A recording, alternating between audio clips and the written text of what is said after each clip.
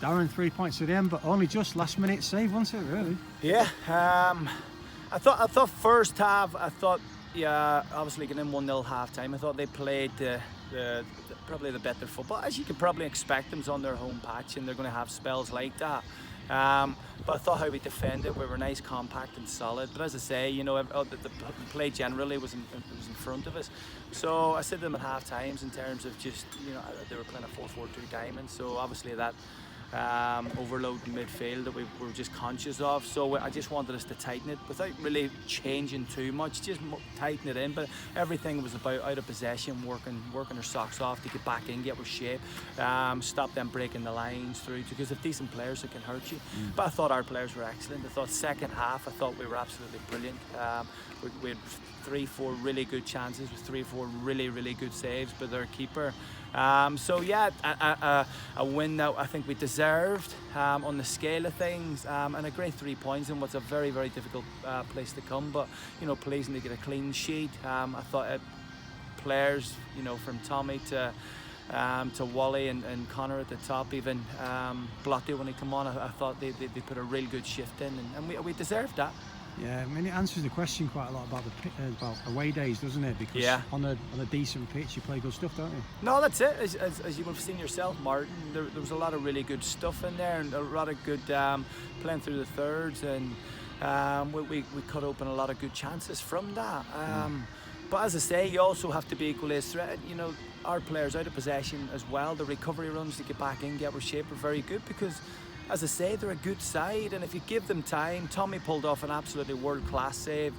Last kick of the game, probably should have been a goal. When you look at it, it was absolutely world-class. But yeah, as I say, do you know what's that little bit of luck too that we maybe deserved, just in regards to things, because as much as our away form on paper has been pretty. There's been some good displays in there as well, but a lot of the time we haven't really get any luck along that process. I thought that even that one at the end, that was probably the only save Tommy had to make in the game. Yeah. But the great thing is, when you can have games like that where Tommy's hadn't had a save to make, and then it's the 90th minute, it shows you what a fantastic keeper he is. Because you have keepers who have maybe had a quiet afternoon, and then when it comes to making a save, they're a bit rusty because they haven't really had to do anything. But I thought Tommy's save was exceptional, and as I say, great 3 points. Interesting times now, because nobody really knows what's going to happen next, do they? No. Sad, obviously, in many regards. I don't think there's a win-win situation in it. I think there's situations where even supporters 500 odd here today, there's always that weariness of somebody could have it, and then you take it home and it's passed on and so on and so on. But there's also the element of obviously the health is the most important thing, but non-league clubs, it's not like a Premier League and Champions League where there's big money. Non-league clubs need to survive. You have players on contracts and things like that. People rely on that. So there's different elements. There needs to be a coming together of authorities and people, and if it's a situation where the football league stop it, or the FA, the national governing body, whoever it may be, I think non-league clubs have to have a bit of help in that process. They have to be guided by that. The money in the Premier League and things like that, there's nothing in terms of the money that they had.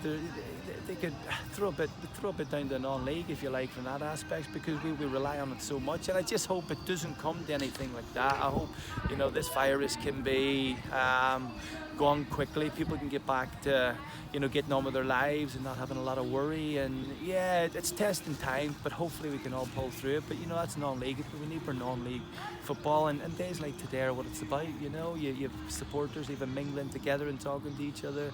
It's important. So I just hopefully hope it can be gone soon.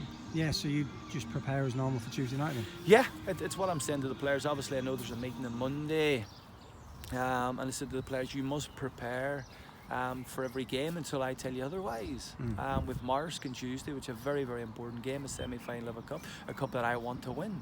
you know, I said to the players, I demand you prepare for that until I tell you otherwise. Don't think the league, unless I tell you the league is suspended or whatever it may be, you get ready, you get focused. Because I've seen it happen so many times, even with bad weather conditions, you know, you'll be looking out the window, oh, the game will be off, and the mindset changes. Yeah. You know, it's important we don't do that. If we want to win games, if we want to go to March, it's going to be a difficult game.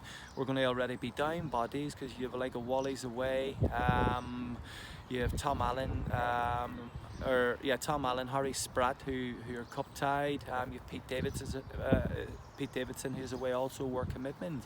So, you know, there's opportunities for players on the bench to get a chance, and we'll be preparing for it until I hear otherwise. Great stuff. Well done today, Dad. Thank you, Martin.